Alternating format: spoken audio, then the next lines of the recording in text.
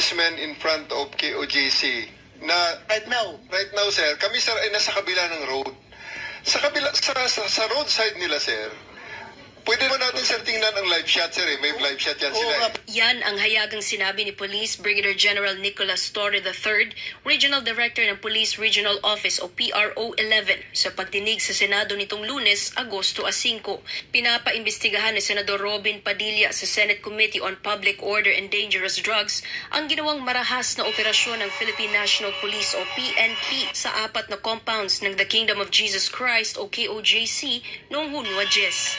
Para sa KOJC, ito ay Day of Infamy dahil iligal ang nasabing operasyon na isinagawa ng mga otoridad at mayroong ngang namatay na 2 miyembro ng Blaan Tribe sa Kitbog, Malongon, Sarangani Province dahil dito. Matapos ang insidenteng ito, araw-araw na nga nakapwesto ang kapulisan sa harap ng Central Headquarters ng KOJC. Pero sa kabila nito, nagawa pa rin ni Torre na magsinungaling. Sa katunayan noong mismong oras na sinabi niya yon, ay mayroon pa ring pulis sa tapat ng KOJC Central Headquarters dahil araw-araw nga silang nandoon. Okay, in response to what the Honorable General just said, wala daw pulis sa harap ng KOJC kasi nandun daw sila sa kabila. Harap pa rin. Harap pa rin. Ano ba yung harap? Yun. Baka hindi nila alam yung harap, di nga nila alam yung fugitive. Harap pa. Sir, harap. Isa pang kasinungalingan na sinabi ni Torre ay mayroon daw mga bihikulo ng KOJC na illegally parked sa Philippine-Japan Friendship Highway sa Davao City. Pero sa katunayan ay nasa loob pa rin ito ng pag-aari na sakop ng KOJC. What we have there, sir, are KOJC buses, trucks, fire truck, backhoe that they placed in front of course gate. In anticipation, kanila yun. They're anticipating that the police will come. So right now, sir, they are the ones who are blocking their own gate. Ay, sus, sinungaling ka. They're the ones who are doing that, sir, not us. And they're the ones who had a lot of illegally parked vehicles on the highway, which until now we're just tolerating to some extent, just to pakisama na lang, sir. Sinabi rin ni Torre na inutusan daw niya ang kanyang mga tauhan na pumwesto sa mga madidilim na lugar sa highway malapit sa KOJC Central Headquarters para hindi raw mabahala ang mga tao. Pero para sa KOJC, iba ang epekto nito. Looking beyond the hysterics, it is admitted by the resource person, Ms. Cardona, that our policemen at night, they're looking for them in dark places. Kasi sir, nagtatago talaga ang mga pulis ko sir. Pinatatago ko sir sa highway para hindi, booking na ka naman precisely ngayon. For that reason, for them not to alarm people. There's really no reason for us to display ourselves there. Napakarami nila doon sir. So malayo lang ang pulis ko. Araw sa kangit-ngit. Ang anak ko, yan ba ang police visibility? Ngit-ngit kayo, sir. Dito mo sa may postiyo ka na suga para maklaro sa mga publiko, motorista, nga police visibility. Visible ba? From the word visibility, visible mo. Dili di ako nagtago, sir. Ang anak ang ngit-ngit, oh. Tanawa. Pasigaan, suga. Let there be light. And there was light. Tanawa. Suga, siga. Oh, isa pa. Gani. Limang kaupat ka suga itong gitutok niya para mahayagan lang yun sila. Ano? Para matay tinaguan diri. Para mahayag ba, makita na ito sa mga aktibidad. Kay police visible, oh, hayag kayo. Ning ana dapat. Hinirit pa ni Torre na ang Philippine-Japan Friendship Highway sa Davao City ay mas malawak pa daw sa Commonwealth Avenue sa Quezon City at sa EDSA. The source person also admitted that we are using a private lot away on the other side of the road. And the National Highway, sir, is a road wider than Commonwealth and EDSA.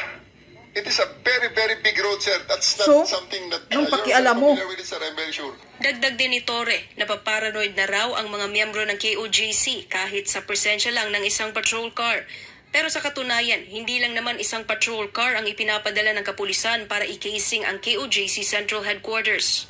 Kamakailan lang nagpadala ang PNP ng kanilang Special Weapons and Tactics o SWAT team para magsagawa ng checkpoint sa Davao City National Highway sa tapat mismo ng KOJC Central Headquarters. Ito'y habang nandoon din ang Regional Mobile Force Battalion o RMFB 11. Yung ganyan na nakakover yung mukha, pwede siguro tanggalin natin yan, di ba? Para, Yes, sir. SWAT yan, sir. dating natin. SWAT yan, sir, na madaling araw yan, sir. Hindi naman yan, sir, na para makita ng mga bata. Pag araw, sir, nakagawasi yan, sir, or nakapatrol shirt. Ang patong-patong na mga kasinungalingang sinabi ni Torres sa naging pagdinig sa Senado ay hindi kinayang isikmura ng kampo ng KOJC. Okay, in response to what the Honorable General just said, wala daw pulis sa harap ng KOJC kasi nandun daw sila sa kabila. Harap pa rin. Harap pa rin. Harap pa Ano rin yung ang harap? gate yun. Baka hindi nila alam yung harap, di nga nila alam yung fugitive. Harap pa. Sir, harap.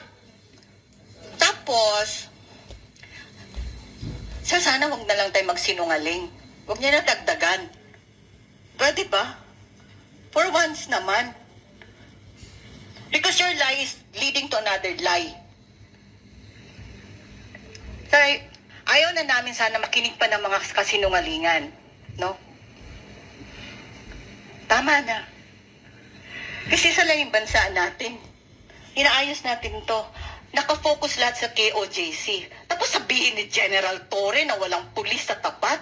Ang proud pa niya magsabi na ipalabas yung mga live na feed. Sir, nandun kami 24 hours. Yung sinasabi ni General Torre na may mga bus, may mga bako, may mga fire truck sa tapat namin, amin yung property. Nilagay namin yun doon to deter their second wave of attack kasi mag-a-attack talaga sila. Kaninang madaling araw, nag-attack na sila sa isang compound na naman namin. Our policemen were there. Ginising na naman na yung mga farmers namin na nakatutok ang baril sa kanilang mga noo. Pwede ba tumigil na yung mga kasinungalingan ninyo? Huwag yung sabihin ko lang pulis at Please, tapat. tone down. Sorry, Tone down your voice. pero puno na Tone kami, down your sir, ha? voice, Pasensya. Please tone Pero down kasi your they're voice. always lying. They're lying to their teeth. My God, your officers, mga sinungaling Sige, talaga sila. anyway, Sir, sige, pakita na lang namin. Pero yun lang sinabi ko. Nag-taxi. Sir, pwede ba mag-taxi yung pulis na ang laki-laki ng armas? Taxi, tapos yung private na property sa tapat namin. Sir, doon sila pumapasok. Meron kasi kaming katapat. Sir, nakaabang kami, ha? Nandun sila, doon sila pumapasok kasi nakipag-CR daw. Ginagawa ba nilang kampo yun? Pwede rin ba imbestigaran yun, sir? Kasi wala, pinapalibutan nila kami. okay, ganito. Eskwela. Samantala, matatandaan na bago lang binansagan ni Davao City Mayor Baste Duterte si Torre na isang professional liar. At sa sobrang galit, dagdag din ng nakababatang Duterte na isa raw sa kanyang mga ambisyon sa buhay ang makasampal ng general. Para sa Diyos at sa Pilipinas kung Yeah, talagang halata naman na professional liar talaga itong si Torre Wala ka dyan, General Torre. Nag-utos-utos ka. Iba yung kasinungalingan mo dyan, salita mo dyan ngayon. Iba yung ginagawa ng mga tauhan mo doon sa KOJC. Kaya tuloy na idikdik yung kasinungalingan mo. Magkaparehas kayo ni Marbil, mga sinungaling. Hindi kayo dapat kailangan tawagin na general. Tama yung sinasabi ni yung isang KOJC dyan ngayon. Hindi nyo nga alam ang fugitive. Si Marbil, paulit-ulit na tinatawag na fugitive.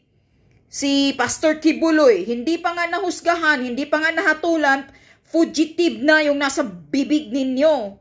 Yan ang tandaan ninyo, nakakahiya kayo. Kaya dapat, itaas ang antas sana ng mga kapulisan. Yung i-appoint na maging general, sana abogado.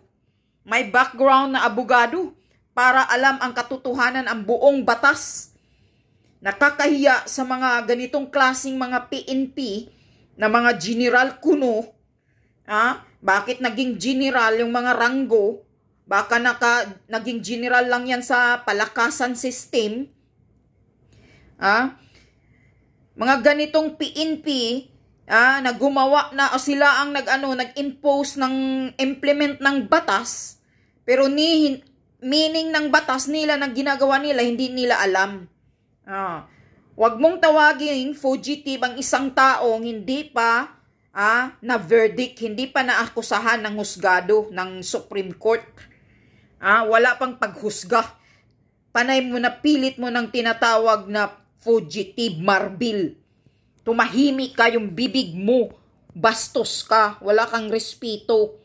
Nagpapakita lang talaga na totoong himod-puwit ka. Himod-puwit ka lang sa administrasyon ni Bangag.